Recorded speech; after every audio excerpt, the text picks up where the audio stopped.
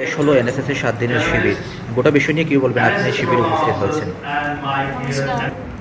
আজকে দুপুর 12টায় আমি খোয়াই দশরথের মেমোরিয়াল কলেজে আসি বঞ্চিত। এখানে আজকে এনএসএস ক্যাম্প হয়েছে। এনএসএস ক্যাম্পের আজকে অন্তিম দিন, অর্থাৎ 6 দিন সেই ক্যাম্প চলছে। সেখানে এই কলেজে যিনি অধ্যক্ষ মহোদয় আছেন, ওনার নিরলস প্রচেষ্টা এবং এনএসএস ক্যাম্পের যিনি গাইড করেছেন প্রিন্সিপাল সাহেব থেকে শুরু করে সবাই ছাত্রছাত্রীদেরকে দারুণভাবে গাইড করেছেন। কারণ আমরা জানি যে এনএসএসের দ্বারা ছাত্রছাত্রীদের এভাবে উদ্বুদ্ধ করতে হয়, নট মি বাট ইউ।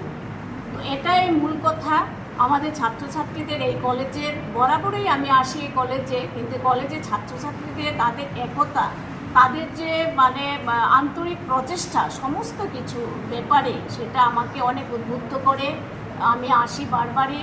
তো এই ক্যাম্পে 6 দিন ব্যাপী যে ক্যাম্প হয়েছে, সেখানে আমাদের খোয়াই আরডি ব্লকের অন্তর্গত মধ্যকনকি যে পঞ্চায়েত আছে, সেই পঞ্চায়েতে এনএসএস ক্যাম্পের যে ছাত্রছাত্রীরা, ওরা সেখানে শিক্ষামূলক একটা গরিব এরিয়া, সেটা অন্তোদয় ব্যক্তি থাকে সেখানে, সেই এরিয়াতে স্কুল পড়ুয়া গরিব অর্থাৎ অন্তোদয় যে পরিবারগুলি, তাদের মধ্যে শিক্ষা সামগ্রী তারা বিতরণ করে।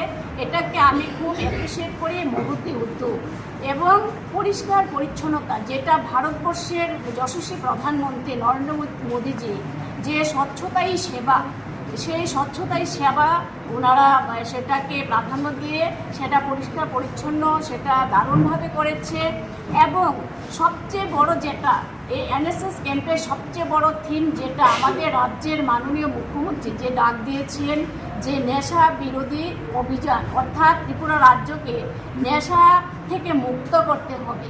আজকের যুবক আগামী দিনের ভবিষ্যৎ, সেই ভবিষ্যৎ প্রজন্মকে বাঁচানোর জন্য, যে নেশা থেকে মুক্তি পাওয়ার জন্য যেভাবে অ্যাওয়ারনেস করা হয়েছে, সেখানে এই ক্যাম্পে উকিল থেকে শুরু করে ডক্টর, শিক্ষক, বিশিষ্ট শিক্ষাবিদরা এসছেন, তাদেরকে অ্যাওয়ারনেস দিয়েছেন, তাদেরকে শিক্ষামূলক প্রশিক্ষণ দিয়েছেন।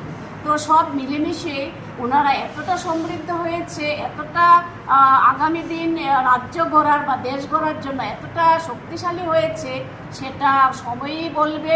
আমরা চাই এই এনএসএস ক্যাম্পের মাধ্যমে শুধু খোয়াই কলেজে নয়, প্রত্যেকটা বিদ্যালয়ে যেন এনএসএস ক্যাম্প হয়, এবং সেই ক্যাম্পের মাধ্যমে আমরা সমাজের প্রত্যেকটা মানুষকে জানান দিতে চাই যে আমরা সমাজের জন্য কিছু একটা করতে পারবো বা আমরা পারবো, আমাদের পারতেই হবে। এটাই সেখানটায় আজকে আসলাম, দেখলাম। নমস্কার। Thank you madam.